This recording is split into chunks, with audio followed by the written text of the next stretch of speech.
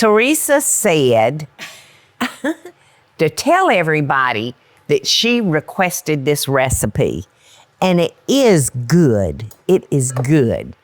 I'm going to spray my dish.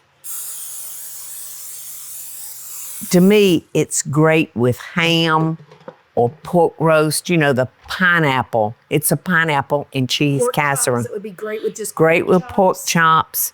So I'm going to mix our sugar and our flour together. I kind of call it dessert. It's got a little tang and a little... Yeah. Yeah, it could be. And if you put a scoop of ice cream on top of... Mm-hmm. You know, my mama used to, every time she'd make an apple pie, she would slice it and top it with cheddar cheese and put it under the broiler. And so all of our apple pies were served with cheese. All right, now I'm going to kind of gradually stir in 2 cups of sharp cheddar.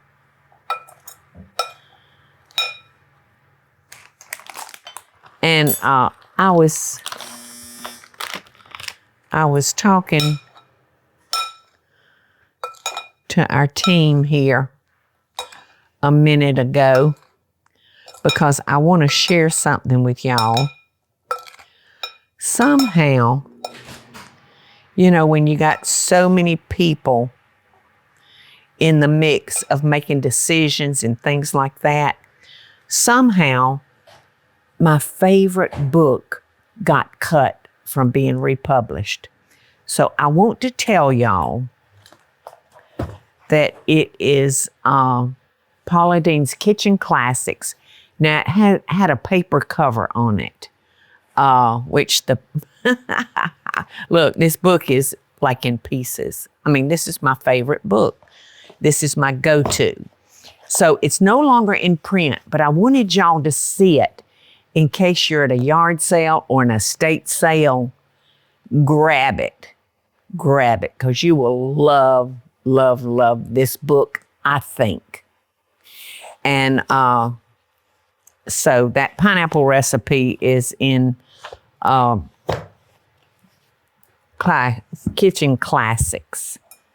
All right. So, and here's another thing I was talking with Teresa about. The original recipe calls for pineapple chunks. But I think the next time I make it, I might try adding maybe a can of crushed pineapple to it or using tidbits. So I just want to try that. Now I'm wanting to make sure I don't get any extra juice in there. Because see, even after you drain them, that's a lot of juice. All right. So we're going to mix that up.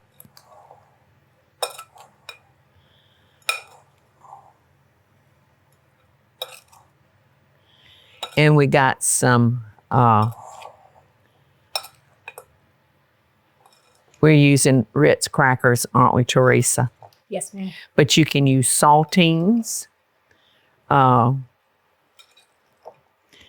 wouldn't use like a flavored cookie cracker because it would really alter, you know, the taste of the casserole. So I would just choose a nice buttery cracker and let that be it. All right, I got to wash my hands for 1 second. I'll be right back. Like I said, I've sprayed my casserole dish. This is so unexpectedly, easy for me to say, unexpectedly good.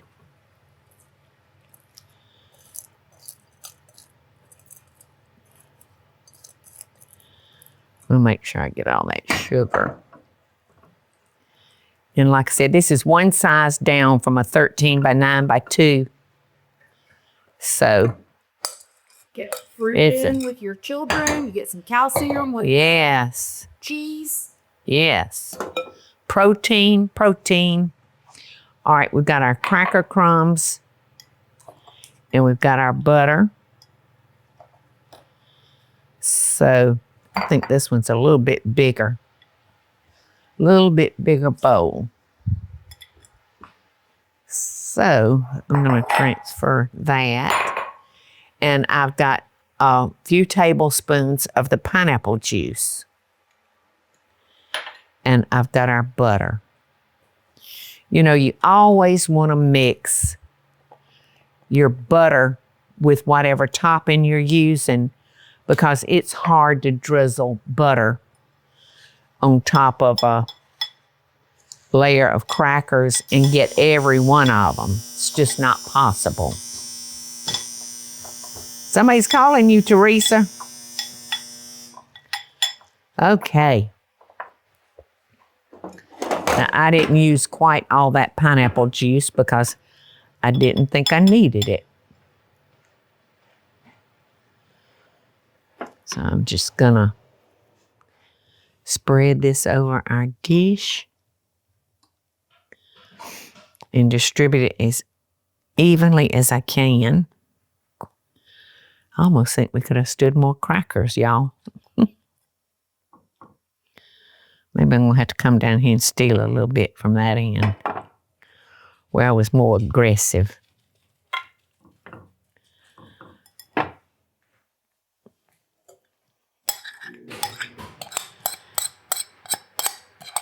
And if you like a heavier crust, don't hesitate to increase the crackers, you know, because this is all about your tongue.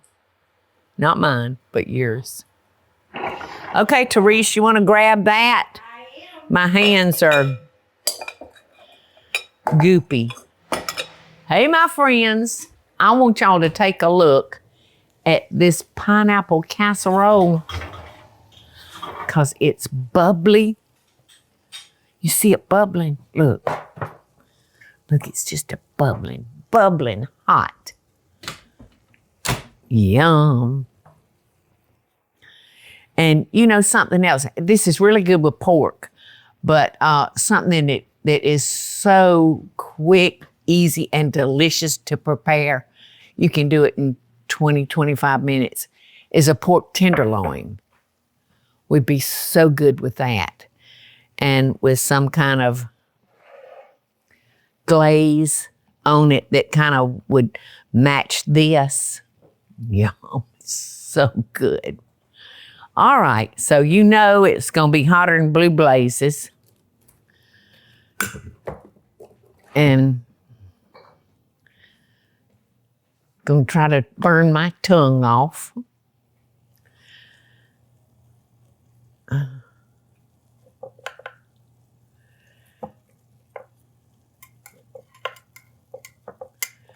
Now this is a scooper. It's not a slicer dish, but I'm just gonna try to scoop a little bit out so I can entertain y'all by burning the hair off my tongue.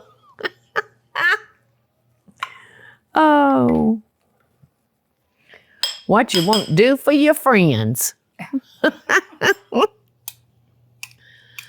Yum, yum. So, cured ham, country ham. Country ham's really too salty for me. I would put it with a hamburger. I mean, I did. A hamburger? Oh, yeah, or chicken breast. Yeah, I mean, chicken breast would be wonderful. It's extremely versatile. And I've got some wonderful recipes in my repertoire.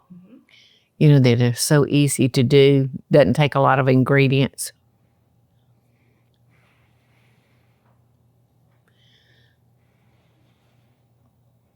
Y'all bear with me.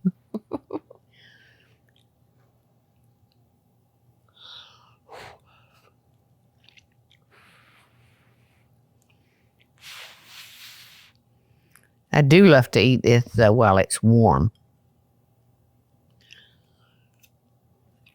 Mm. Mm-hmm.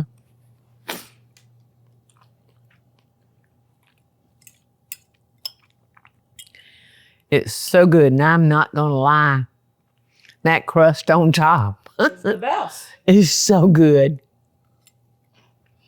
You will not be sad that you made to make this. Oh, no. But I do want to try it with the tidbits. Because the chunks, you know, I mean, it's a big bite. So, but it's good. So y'all try it. And you know what? A scoop of vanilla ice cream, and this is dessert, y'all. I told you. It would be, even without the ice cream. Loving Best Dishes, y'all. You know Paula's always got to find a way to make it even more fatter.